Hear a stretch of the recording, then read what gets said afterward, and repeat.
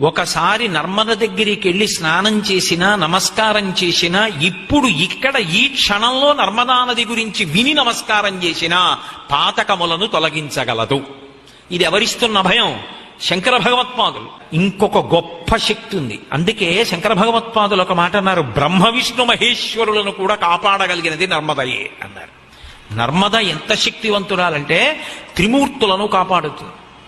వాళ్ళు కూడా రక్షణ పొందాలని ఎప్పుడైనా అనుకుంటే, అధిక తేజస్సు కావాలి అనుకుంటే నర్మదని ప్రార్థన చేస్తారట. అంత గొప్ప నది. అటువంటి నది ఉన్న భారతదేశంలో పుట్టడం మన అదృష్టం. అందుకే ప్రపంచానికి పూజ గది ఏది అంటే భారతదేశం.